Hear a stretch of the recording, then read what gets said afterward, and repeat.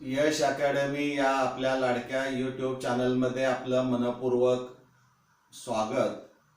विद्यार्थी मित्रांनो, आजच्या व्हिडिओमध्ये आपण 11वी केमिस्ट्री या विषयातला हायड्रोकार्बन्स हा 15th जो चॅप्टर असणार आहे तो आज आपण सुरू करत आहोत. यश अकॅडमी मार्फत यापूर्वी 11वीच्या विद्यार्थ्यांच्यासाठी basic principles of organic chemistry हा चॅप्टर यूट्यूबवर अपलोड केलेला आहे. व्हिडिओची संख्या जास्त आहे कारण डिटेल्स त्याच्यामध्ये एक्सप्लेन केलेला आहे आणि त्यामुळं तुम्ही एकदा ते व्हिडिओ पाहिले तर तुमचे सगळे कन्सेप्ट क्लिअर होतील. अगदी त्याच धर्तीवर हा दुसरा चॅप्टर जो असणार आहे ऑर्गॅनिक सेक्शन मधून तो आपण सुरू करतोय. याचे अनेक व्हिडिओज तुम्हाला यश अकॅडमी या यूट्यूब चॅनलवर पाहायला मिळतील. यामध्ये सगळं डिटेल एक्सप्लेन केलेलं असणार आहे. आता हे एक्सप्लेन करण्याच्या पाठीमागं नेमकं कारण काय असणार आहे ते तुम्हा सर्व विद्यार्थ्यांना माहीत असणं अपेक्षित आहे. वास्तविक पाहता आमचे जे विद्यार्थी असणार आहेत, विशेषतः स्टेट बोर्ड अपेअर होणारे 12th एक्झामिनेशन साठी आपण बोलतोय, तर या विद्यार्थ्यांना 12वी ची परीक्षा दिल्यानंतर पुढे इंजिनिअरिंग, मेडिकल, IIT किंवा अन्य क्षेत्रामध्ये प्रवेश घ्यायचा असेल तर त्यासाठी तुम्हाला प्रवेश परीक्षा द्यावी लागते. मग ती नीट असेल, JEE असेल किंवा MST CET असणार आहे. या परीक्षांचा विचार जर केला, विशेषतः नॅशनल लेवलच्या ज्या 2 एक्झामिनेशन्स आहेत, नीट आणि JEE, या परीक्षा या स्टेट बोर्डच्या विद्यार्थ्यांना देताना थोड्याशा अडचणीच्या ठरतात. हा असा अनुभव आहे. म्हणजे एकूण पासिंग पर्सेंटेज असणार आहे स्टेट महाराष्ट्रामधून ते थोडंसं कमी आहे. ते प्रपोर्शन किंवा ते पर्सेंटेज वाढावं या दृष्टिकोनातून माझा वैयक्तिक प्रयत्न हा गेल्या वर्षभरामध्ये राहिलेला आहे. आणि निश्चितच आता ज्या विद्यार्थ्यांनी नीट असेल, JEE असेल किंवा आता MST CET परीक्षा संपलेली आहे, या परीक्षेला निश्चितच या व्हिडिओचा त्या विद्यार्थ्यांना फायदा झालेला असणारा आहे असं कमेंट बॉक्स मधून तर आपल्याला दिसतंय. आणि त्यामुळं पुन्हा एकदा आपल्या समोर डिटेल्स घेऊन येतोय, जेणेकरून तुम्ही या नॅशनल लेवलच्या परीक्षा द्या किंवा स्टेट लेवलची परीक्षा द्या, या परीक्षेसाठी जे बेसिक कन्सेप्ट क्लिअर होणं अपेक्षित आहे, हे सगळे बेसिक कन्सेप्ट क्लिअर करण्याचं काम हे या व्हिडिओच्या माध्यमातून होणार आहे. हे आपल्याला माहीत असावं यासाठी हे सांगितलेलं आहे. खरं तर आपण आता जो 15th चॅप्टर असणार आहे हायड्रोकार्बन्स, हा चॅप्टर तसा खूप मोठा आहे आणि त्यामुळं थोडंसं आपल्याला अनेक व्हिडिओज यामध्ये करावे लागणारे आहेत, परंतु ते तुमच्या फायद्याचे असणारे आहेत. यासाठी तुम्हाला काय करावं लागेल तर हा चॅनल सबस्क्राईब करावा लागेल आणि जर व्हिडिओ आवडला असेल तर तो लाईक करायचा आणि मित्रांच्यासाठी सुद्धा तुम्ही शेअर करू शकता. गरजू विद्यार्थ्यांच्या पर्यंत तुम्ही तो पोहोचवू शकता. आपण आता सुरू करतोय हायड्रोकार्बन्स. Introduction to hydrocarbons.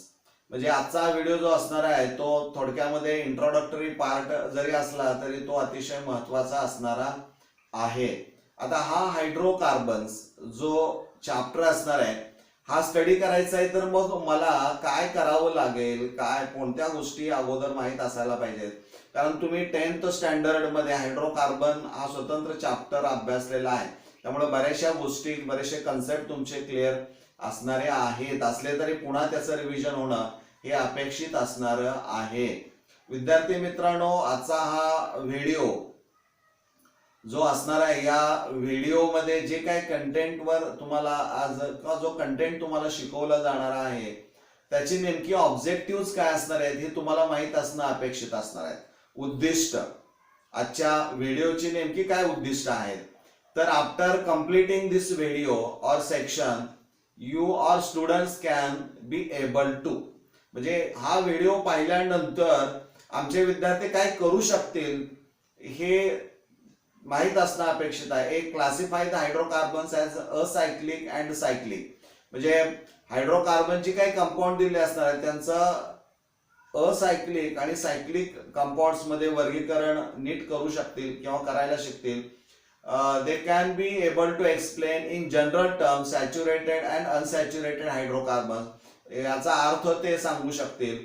किंवा they can be able to understand the major sources of hydrocarbon, म्हणजे what are the main or major sources of hydrocarbon. जो चॅप्टर तुम्ही अभ्यासताय त्याचे मेजर सोर्सेस काय ते तुम्हाला माहित असणं अपेक्षित असणार आहे, ते तुम्हाला समजेल. किंवा student can be able to identify the type of hydrocarbon from the given structure, म्हणजे तुम्हाला एखाद्या प्रश्नामध्ये अशी काही स्ट्रक्चर दिलेली आहेत आणि त्या स्ट्रक्चर नेमकं कोणत्या टाईप मध्ये मोडतंय आहे, टाइप्स ऑफ हायड्रोकार्बनचा आपण किंवा क्लासिफिकेशन तुम्ही अभ्यासलेलं आहे, तर तो कोणत्या टाईपचा आहे कंपाऊंड हे तुम्हाला ओळखता येऊ शकेल. अशा पद्धतीची ऑब्जेक्टिव्ह ही तुमची याच्या व्हिडिओमध्ये क्लिअर होतील असं मला वाटतंय. आता आपण प्रत्यक्ष चॅप्टर सुरू करतोय.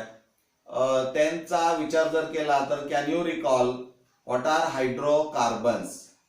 एक विद्यार्थी मित्रांनो गोष्ट लक्षात ठेवायची आहे की साधारणपणे जे तुम्ही अभ्यासता त्या शब्दांचा अर्थ त्या शब्दामध्ये दडलेला असतो, त्याचा शोध घेणं अपेक्षित आहे. हे एकदा तुम्हाला त्या शब्दाचा अर्थ कळाला की पुढं तुम्हाला अडचण येत नाही किंवा पाठांतर करण्याची पण गरज भासत नाही, कारण इथं अंडरस्टँडिंग खूप महत्वाचं आहे. अंडरस्टँडिंग आहे, त्यानंतर मग तुमचं ऍप्लिकेशन आहे, त्यानंतर मग तुम्हाला ते स्किल तुमचं वापरायचं आहे. म्हणजे पहिल्यांदा first of all you have to collect the information, that is the knowledge. त्यानंतर तुम्ही ते समजून घ्यायचं understanding, and then final is application or a skill. म्हणजे या 3 टाइप्स मधूनही आपण जाणार आहोत, हे तुम्हालाही माहित असणं अपेक्षित आहे. So question is what are hydrocarbons. आपल्याला माहित आहे, आपण सांगू शकता.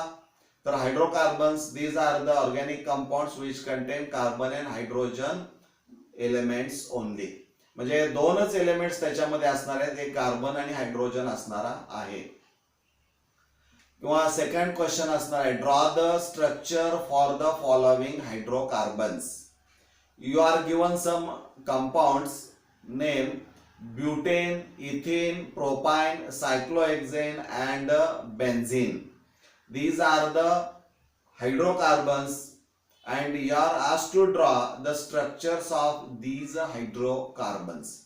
आता you already studied in 10th standard, त्यामध्ये 10वीला झालेला आहे किंवा 11वीला हा जो पहिला चॅप्टर असणार आहे basic principles of organic chemistry, त्यामध्ये पण हा पार्ट झालेला आहे. त्यामुळं फार अवघड याच्यातला भाग नाही. तर आपण सुरुवातीला याची स्ट्रक्चर्स काढूया. This is the structure of butane, ethyne, propyne, cyclohexane, benzene. म्हणजे ही दिलेल्या कंपाऊंडची स्ट्रक्चर्स आपण काढलेली आहे. आता मग पुढे प्रश्न असा येतो की ही स्ट्रक्चर्स तुम्ही काढलेले आहेत, can you tell something about these structures. म्हणजे तुम्ही स्ट्रक्चर्स पाहिल्यानंतर एक कागद घ्यायचा, पेन घ्यायचा आणि त्याच्यावर त्याचं वर्णन तुम्ही लिहू शकता का, तुम्हाला काय काय दिसतंय त्याच्यामध्ये. हे ज्यावेळी तुम्ही शिकाल ना त्यावेळी तुमची केमिस्ट्री नव्हे कोणत्याही विषयाची आपोआप तयार झालेली असेल. तुम्हाला जास्त एफर्ट्स घेऊन अभ्यास करावा लागणारा नाही आणि या पद्धतीनंच तयारी तुम्ही करणं गरजेचं आहे असं मला वाटतंय.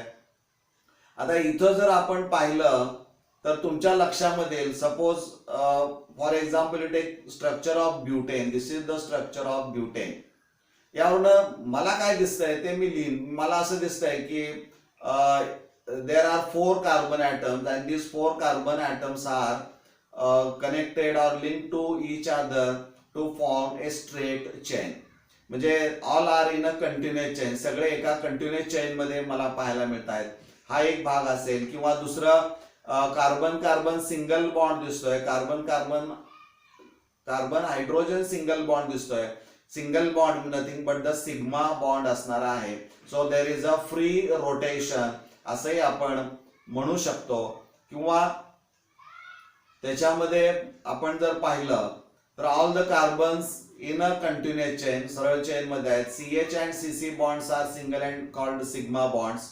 आणि ओपन चेन स्ट्रक्चर आहे कॉल्ड असायक्लिक, म्हणजे सायकल तयार करत नाहीत. असायक्लिक कंपाऊंड्स आहेत किंवा ओपन चेन कंपाऊंड्स असणार आहेत.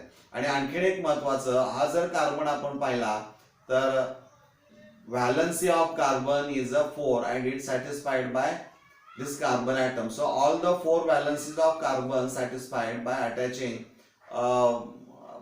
4 other atoms or groups.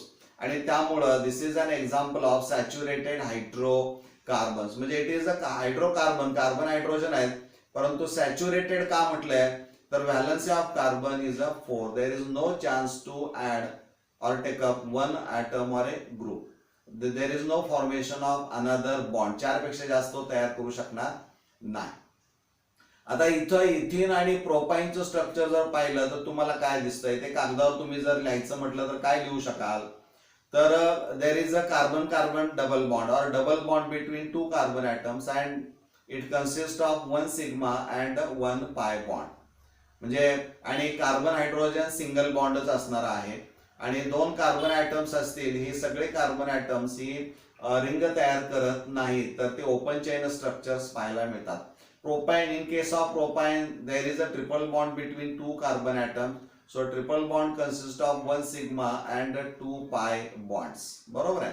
मग आता याच्यामध्ये कार्बन हायड्रोजन बॉन्ड जो असणार आहे तो पुन्हा सिंगल सिग्मा बॉन्ड पाहायला मिळतो. म्हणजे इथं थोडासा फरक दिसतोय आपल्याला. म्हणजे these are the open chain structures तुम्ही लिहू शकता, असायक्लिक कंपाऊंड्स म्हणू शकता, परंतु याच्यामध्ये कार्बन कार्बन डबल आणि कार्बन कार्बन ट्रिपल बॉन्ड असल्यामुळं होतं काय तर यामध्ये ऍडिशन होऊ शकते आणि त्यामुळं इथं ही अनसॅच्युरेटेड कॅरेक्टर पाहायला मिळतं आणि त्यामुळं त्यांना असं म्हटलं जातं की unsaturated hydrocarbon. So these compounds are classified under unsaturated hydrocarbons. Next one is a cyclohexane. आता सायक्लोहेक्झेनचा जर आपण विचार जर केला तर तुमच्या लक्षात येईल की हा कार्बन हे 6 कार्बन ॲटम्स असणार आहेत. कार्बन कार्बन सिंगल बॉन्ड आहे, that is the sigma bond and each carbon is attach to 2 hydrogen atoms. हे जे असणार आहे ते बॉन्ड लाईन स्ट्रक्चर दिसत आहे आणि इथे सिंगल बॉन्ड आहे, सिग्मा बॉन्ड आपल्याला पाहायला मिळतात. परंतु इथं जर हे स्ट्रक्चर पाहिलं तर all the 6 carbon atoms are linked together to form a cycle or a ring or closed chain असं म्हटलं जातं. आणि त्यामुळे क्लोज चेन स्ट्रक्चर असेल किंवा सायक्लिक कंपाऊंड आपल्याला पाहायला मिळतं.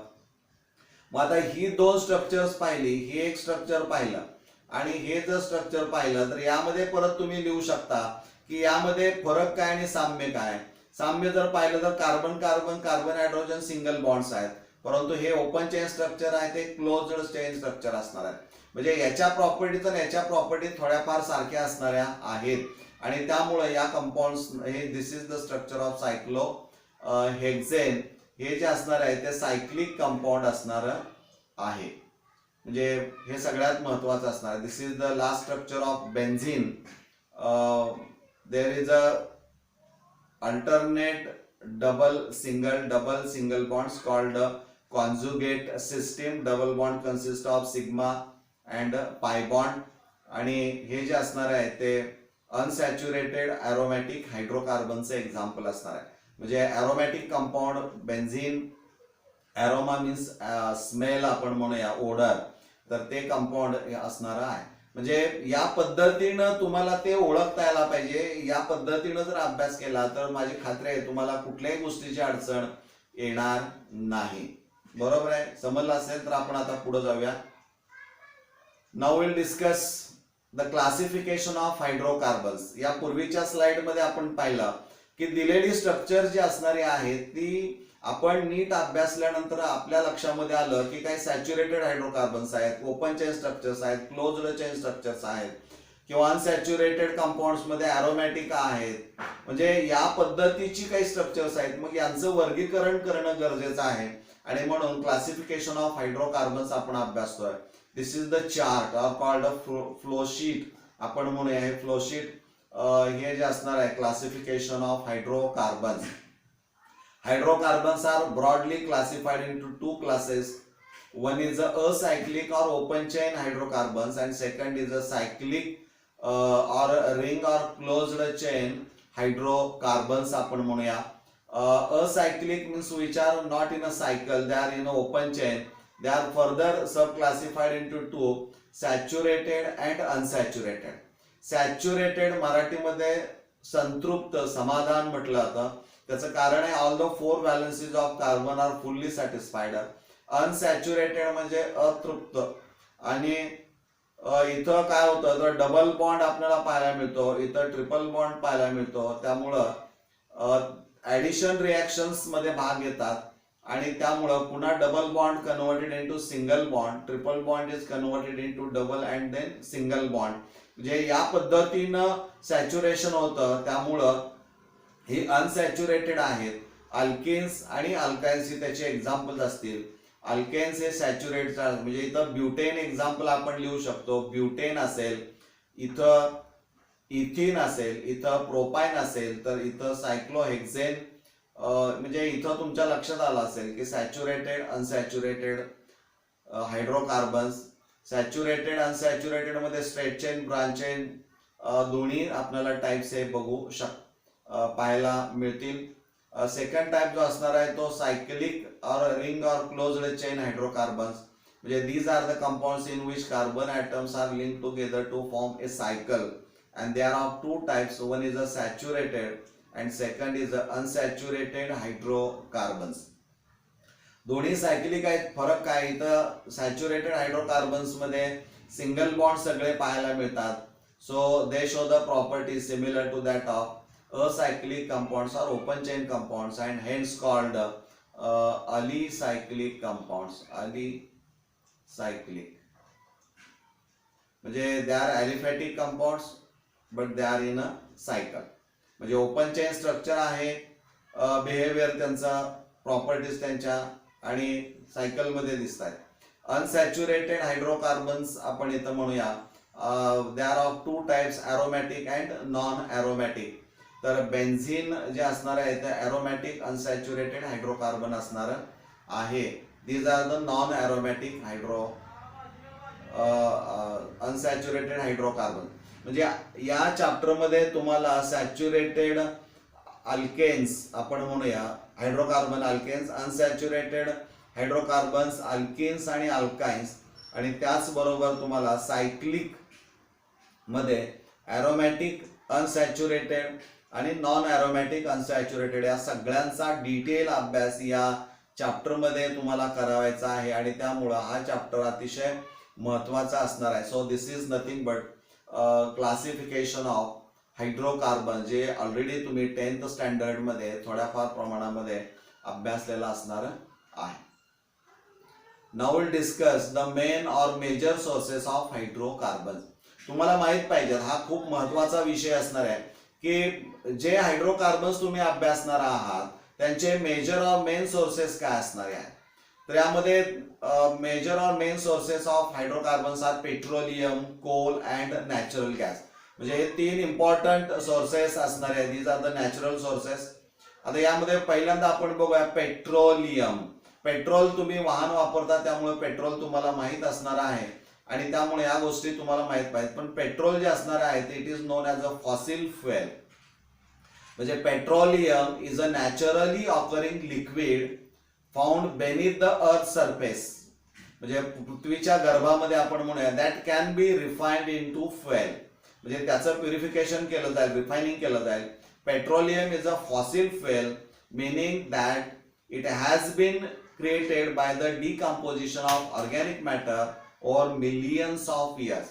म्हणजे आज जे आपण पेट्रोल वापरतोय ते कित्येक वर्षापूर्वी ते तयार झालेलं, त्याचं डिपॉझिशन झालेलं असणार आहे आणि ते डिकम्पोजिशन ऑर्गॅनिक कंपाऊंडचं होऊन ते पेट्रोल किंवा ते क्रूड ऑइल त्याला म्हटलं जातं, त्याचं रिफायनिंग करून मग हे त्याचे वेगवेगळे बाय प्रॉडक्ट्स आपल्याला मिळत आहेत. म्हणजे पेट्रोल तुम्हाला माहित असणार आहे.